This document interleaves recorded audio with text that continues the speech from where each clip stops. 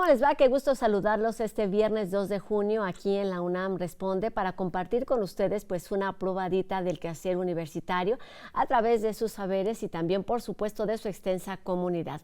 Como cada día les recordamos que nuestras redes sociales están abiertas en todo momento para que nos hagan llegar sus dudas, los comentarios y los temas que les gustaría que aquí abordáramos. Quédense con nosotros. Y bueno, para dar seguimiento a los procesos que van construyendo la vida democrática del país, este es el objetivo de uno de los programas pues más destacados de la Facultad de Ciencias Políticas y Sociales del que hablaremos esta tarde. Quédense con nosotros.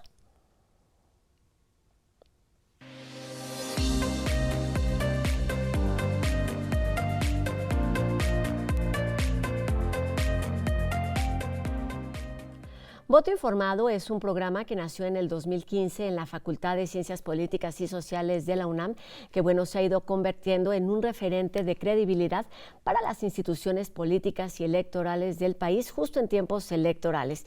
Como sabemos, este domingo 4 de junio hay elecciones locales en los estados de México y Coahuila y bueno, para conocer sobre el trabajo que realizan en torno a este proceso, cómo se vivieron estas campañas electorales y qué sucede después de que nos dan a conocer los resultados, saludamos esta tarde a su coordinador, el doctor en Ciencias Sociales, Fernando Castañeda Savida, quien también es profesor de esta facultad universitaria y también, sabido, y también una cara conocida de esta televisora. Doctor, ¿cómo está? Bienvenido a la UNAM Responde. Muchísimas gracias, aquí platicando con usted. Pues un gusto para hablar de este tema, temas necesarios como ciudadanía, como universitarios y que se generan dentro de una universidad como la nuestra. En pocas palabras, doctor, ¿cuál es el objetivo? ¿Qué es este voto informado universitario? Bueno, Voto Informado es un proyecto que surgió en 2015, como ya lo mencionó. Hago una pequeña historia. En realidad, el antecedente de Voto Informado fue las reformas de 2008-2009 electorales, que supusieron varios cambios. Uno de ellos era el monitoreo de medios y de programas con contenido noticioso. Eso cuando estaba en la ley, pero no había, pues venía atrasado, bueno, no tenía mucho tiempo el INE en hacer lo que tenía que hacer y nos buscó en la Facultad de Ciencias Políticas y empezamos haciendo el monitoreo en 2009. En realidad el monitoreo es un proyecto que revisa, el INE captura todos los noticieros que se hacen en el país, en toda la programación de todos los horarios, y la facultad los analiza y hay una metodología para hacerlo. Bueno, ahí empezamos a trabajar con el INE y con los recursos que nos generó ese monitoreo, decidimos en la facultad hacer algo más que es precisamente el proyecto de Voto Informado. Y eso lo echamos a andar para las elecciones de 2015. ¿Cuál era la idea de Voto Informado? Bueno, la idea de Voto Informado es que la gente conozca realmente a quiénes son los candidatos, que tenga información sobre la elección, por eso Voto Informado, incluso desde cosas que están ahí en la página, ¿no? En el portal de Voto Informado, como por ejemplo, dónde está su casilla, la pueden ubicar, los calendarios que hay de las elecciones, cuáles son el tipo de elecciones que se van a hacer, qué se va a elegir, etcétera. Hay información adicional que ponemos, infografías, por ejemplo, sobre los estados, ponemos una serie de información. Y el eje del proyecto es un cuestionario. Exacto. Un cuestionario que discutimos en un comité académico. Invitamos a un grupo de gentes a platicar sobre ese cuestionario que tiene que ver con la agenda electoral del año, del lugar, etcétera, ¿no?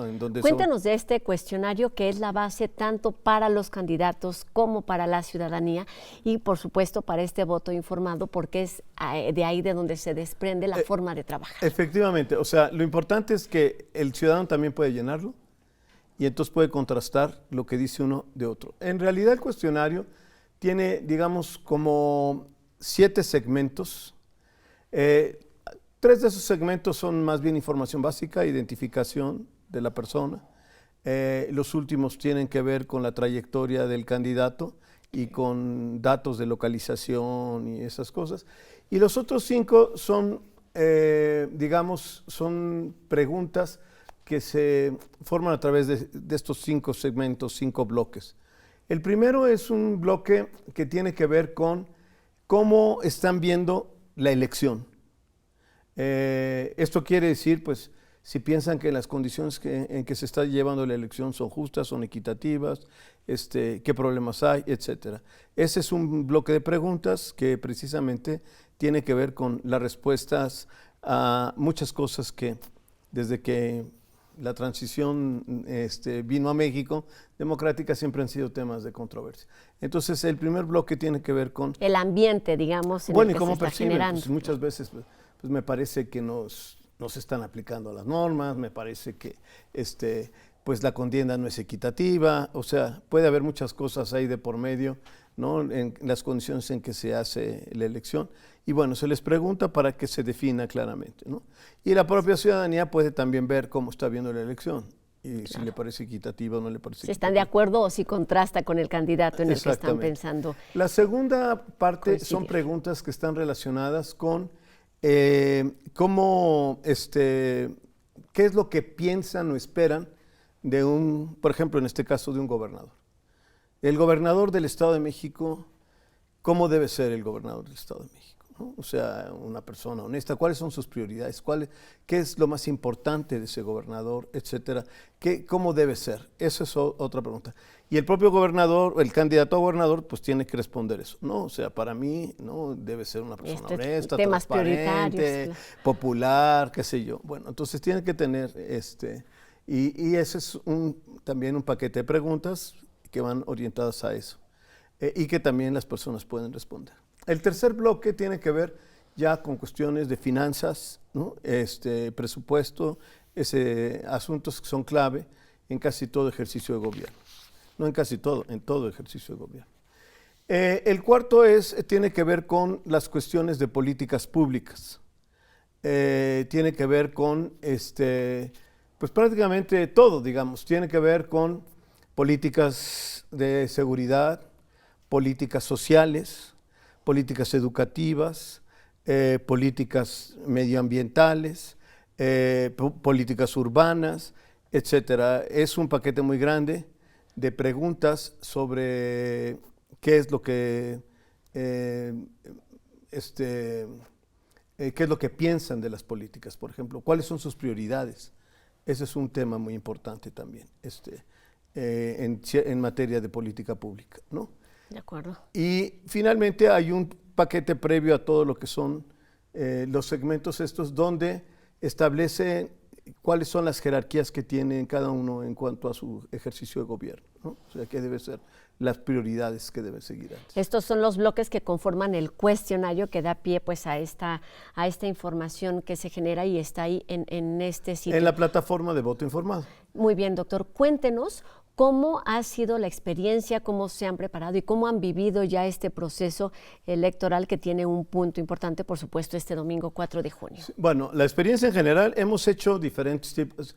Este proyecto empezó precisamente en 2015, donde eran las elecciones intermedias, que eran elecciones para diputados. Allí hubo que entrevistar a prácticamente todos los candidatos a diputados de todos los partidos federales, ¿no? Hay toda una historia bastante compleja para hacerlo. Los partidos a veces tienen reuniones con todos sus candidatos previo a que salgan acá, ahora sí que a hacer sus campañas, ¿no? En el terreno. Y pues fue todo un reto. Después hicimos la de 2018, que es todavía más compleja, y cada 6 años es más compleja. Además.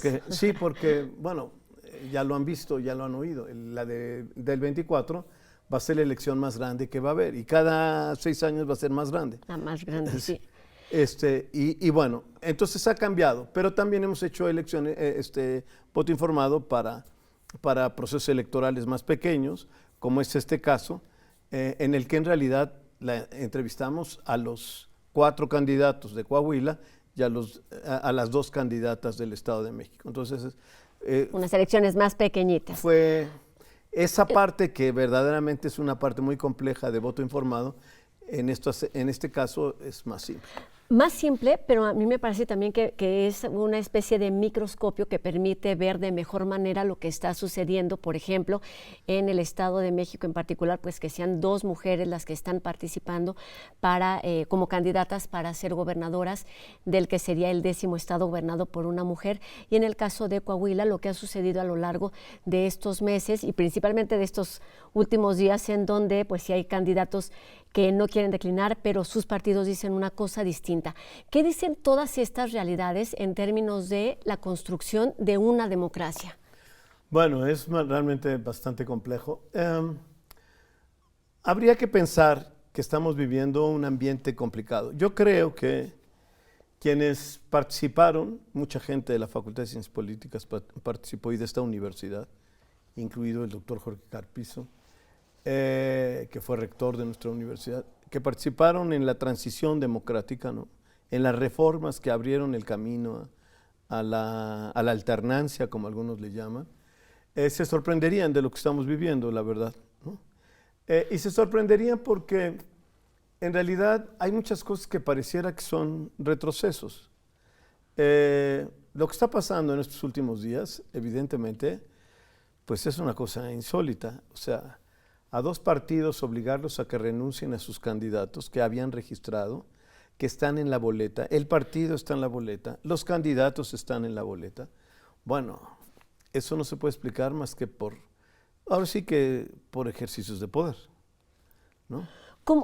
¿Cómo entender o cómo identificar justo que estos hechos y que los distintos factores que envuelven y que dan credibilidad a una elección pequeña o grande no tiene que ver solamente con la percepción, sino con esos hechos que están sustentados, y por eso es importante la colaboración de este voto informado con el INE? Sí, me gusta la pregunta porque precisamente es un poco la idea.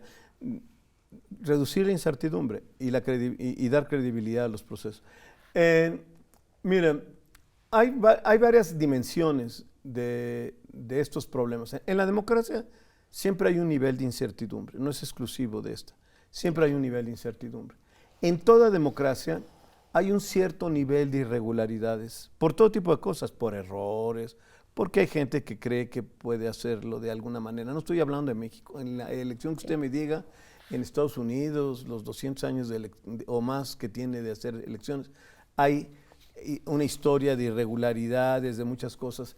Son procesos tan complejos, involucra a tantas gentes, que evidentemente siempre hay cierto tipo de irregularidades. Ahora, normalmente, podríamos decir, en la mayoría de los casos, esas situaciones irregulares no tienen efectos significativos en los resultados electorales.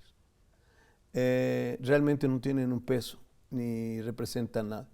Al final de cuentas, la participación ciudadana, que normalmente se espera que sea importante, en las elecciones locales, normalmente si llega al 50% del padrón electoral es una extraordinaria participación.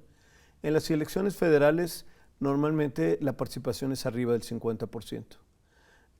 Y ya con una elección de más del 50%, la verdad de las cosas, estamos hablando, por ejemplo, para nivel federal, de que participan, por ejemplo, el próximo año, si logramos, que seguramente se va a lograr, una participación superior al 50%, pues lo que va a haber es que más o menos 40 y tantos, cerca de 50 millones de mexicanos fueron a votar. ¿Y qué es lo que nos dice esto en cuanto a la participación de las personas? ¿Qué es lo que define o qué es lo que ayuda a que una persona pueda emitir un voto informado, que a fin de cuentas es el objetivo de esta iniciativa, doctor? Bueno, es muy interesante. A mí me ha tocado ver en varias de las elecciones, ya cuando se acerca, no, pues hay mucha apatía, la gente va. Y la gente vota. ¿Qué es lo que la motiva? Pues yo supongo que al final de cuentas, a pesar de que hay encuestas, se han hecho estudios, tiene ya muchos años de discutirse el tema, hay un desencanto con la democracia, pues la gente va y vota. Y eso es algo muy bueno.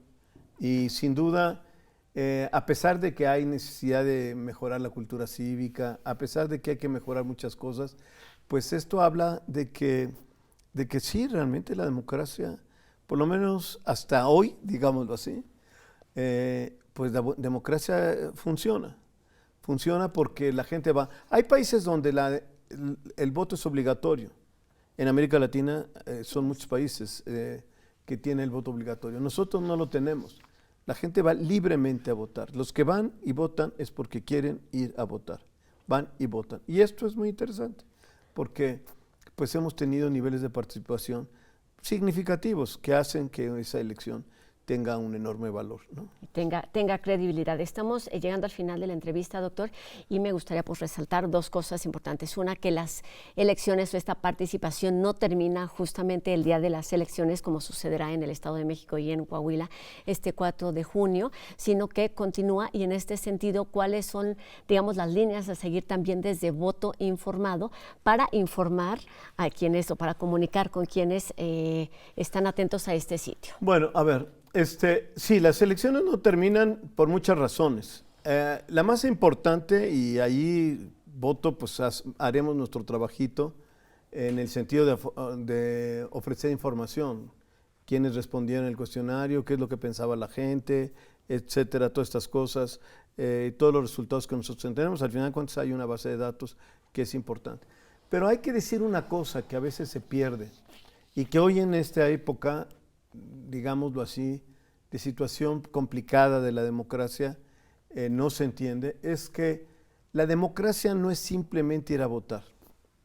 La democracia es un proceso de participación permanente, que la gente manifieste sus intereses, sus preocupaciones, salga a la calle, manifieste de muchas maneras, se exprese de muchas maneras, los medios recojan opiniones, formas de pensamiento a favor o en contra de lo que se está haciendo, pero es muy importante que esto sea, o sea, la democracia se nutre tanto o más que del voto, de todo ese proceso de participación que hay después de las elecciones. Y a manera de conclusión, ¿cuáles son los efectos, las consecuencias de emitir un voto informado?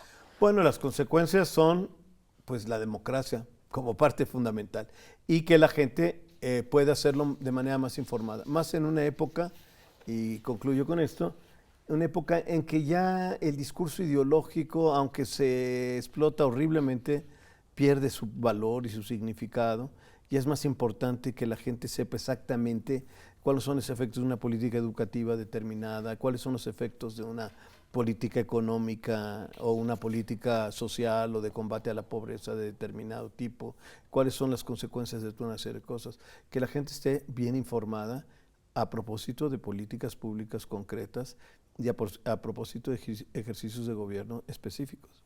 Y tener claridad de que esas acciones de alguna manera es lo que vivimos de forma cotidiana en nuestra vida individual, en nuestra vida familiar y por supuesto en nuestras comunidades. Aquí está esta herramienta de votoinformado.unam.mx en donde podemos tener pues acceso a diferentes tipos de informaciones que son a través de este cuestionario, desde las casillas, estar atentos porque se renueva de forma constante. Quiero decirles que, bueno, que pueden entrar. Es https://votoinformado.unam.mx y que ahí van a encontrar más información que el cuestionario, pero además que llenen el cuestionario. Exacto. Pero van a encontrar información de muchos tipos que les va a permitir tener una idea de qué es el Estado, datos. Claro. De lo que va a suceder en particular, por ejemplo, este domingo, pero de lo que tendríamos que saber todos y que como también sepan los datos de participación, los datos, la demografía del Estado, una serie de cosas. Pues una visita obligada a este voto informado. Muchísimas gracias, doctor Fernando Castañeda Sabido, insisto con el apellido incorrecto, doctor, disculpe, coordinador de este voto informado y profesor de la Facultad de Ciencias Políticas y Sociales de nuestra universidad. Muchas gracias. Al contrario, muchísimas gracias. Y bueno, cambiamos de tema. Sabemos que ya comienza el fin de semana y tenemos enseguida una actividad para explorar la riqueza cultural del centro histórico. Este domingo 4 de junio. Se trata del rally Visitando el Patrimonio, que tiene como objetivo recorrer algunos de los sitios más emblemáticos de la Ciudad de México que han sido reconocidos precisamente como Patrimonio de la Humanidad. Prepara tu bicicleta e invita a familiares y amigos para disfrutar de un paseo en el que se visitan 10 museos capitalinos. Se trata de una actividad gratuita y puedes consultar toda la información a través del Twitter que aparece en nuestra pantalla, que es Mi Bici CDMX. Y recuerden que el programa de Entrening se transmite todos los jueves a las 20:30 horas, con repetición los sábados a las 19 horas. Y esta tarde nos comparten una cápsula sobre cómo el Laboratorio Nacional de Observación de la Tierra realiza el monitoreo de la actividad del volcán Popocatépetl.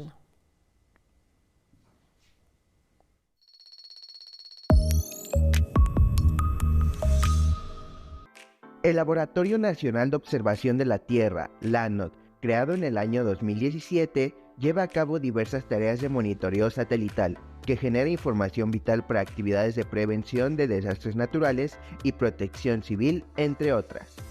Su objetivo pues es recibir, procesar, distribuir y almacenar datos de diferentes sensores o plataformas de satélite, ya que estos satélites pues tienen el objetivo de monitorear pues diferentes objetos de estudio en la Tierra, como pueden ser las nubes, pueden ser los incendios, la temperatura de la superficie de la Tierra. Esta labor es sumamente importante. Gracias a esto se pueden realizar alertas de huracanes, incendios forestales, frentes fríos, tormentas severas, caídas de rayos, además de predicciones meteorológicas. LANOT tiene la capacidad de monitorear las emisiones de ceniza de algunos volcanes activos que se encuentran en Norteamérica, así como del Popocatépetl, porque cuentan con sensores especializados y a la vez desarrollan un algoritmo informático. Este software cumple la función de interpretar los píxeles que provienen de las imágenes satelitales para identificar cuáles de estos podrían ser potencial de ceniza volcánica. Tenemos un satélite que es el satélite GOES-16, el cual lleva a bordo diferentes sensores cada 5 minutos. Entonces, cada 5 minutos el satélite nos está mandando imágenes con lo que le denominamos bandas. Entonces, estas bandas nos sirven para hacer alguna aritmética y poder resaltar estas plumas de ceniza volcánica. Entonces, GOES-16, con su sensor AVI, cada 5 minutos nos permite hacer este monitoreo constante. El seguimiento de las emisiones de ceniza volcánica es de gran importancia a nivel científico y social, porque permite medir la cantidad de emisión de cenizas y el alcance de su dispersión. Gracias a esto es posible prevenir el impacto en la salud y en las actividades comerciales aéreas. LANOT reúne la colaboración de la UNAM, los institutos de Geografía, Geofísica, Ecología, Ciencias del Mar y el Centro de Ciencias de la Atmósfera, así como de dependencias del Gobierno de México como la CEMAR, el CENAPRED y el Servicio Meteorológico Nacional.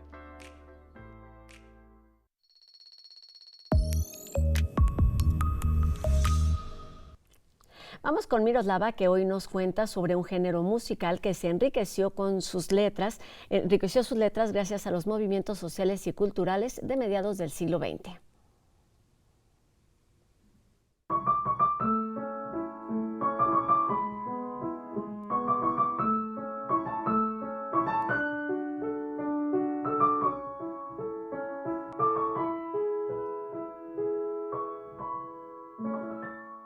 Hola a todos, bienvenidos a las Notas de Miroslava. El día de hoy hablaremos del rock.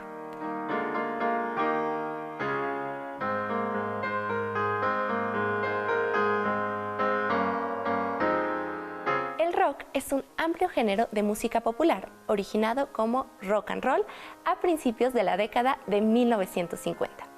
El rock derivó de otros estilos musicales como el jazz, el blues, el country y el folk. Este género se caracteriza por tener letras con gran significado, abordando un amplio espectro de temáticas desde el amor hasta la protesta social y la política. En 1960 aparecen The Beatles y con ellos llegó el ascenso musical británico. Los Beatles lograron abrir el mercado estadounidense para otras bandas del Reino Unido, tales como The Rolling Stones, The Who y The Kings. Para finales de la década, el rock comienza a integrar diversos estilos y experimenta con instrumentos usados en otros géneros, como es el caso del surgimiento del rock sinfónico, el soft rock y el rock psicodélico. Algunas de las bandas más representativas de los años 70 fueron Queen, Led Zeppelin, Deep Purple y Iron Maiden. Por medio de estas, el género toma otro camino, con sonidos más fuertes, música cruda y energética. Las canciones de esta época destacaban principalmente temas políticos que criticaban al gobierno. Durante la década de los 80, el punk fue una de las principales influencias en el desarrollo de otros subgéneros como el new wave, el post-punk y eventualmente el rock alternativo. El hard rock de los años 80, también denominado como glam metal, por las vestimentas y los peinados propios de esa década, alcanza su mayor auge con grupos como Bon Jovi, Motley Crue, Poison y por supuesto Kiss. Desde sus inicios, la música rock ha sido asociada con la rebelión contra las normas políticas y sirvió como vehículo para movimientos culturales y sociales. Sin duda, es un género que revolucionó la historia de la música. Cuéntame, ¿qué opinas del rock? ¿Cuál es tu banda favorita? Te leo a través de mis redes sociales, @miros_glee en Instagram y TikTok y Miroslava Glee en Facebook. Nos vemos muy pronto.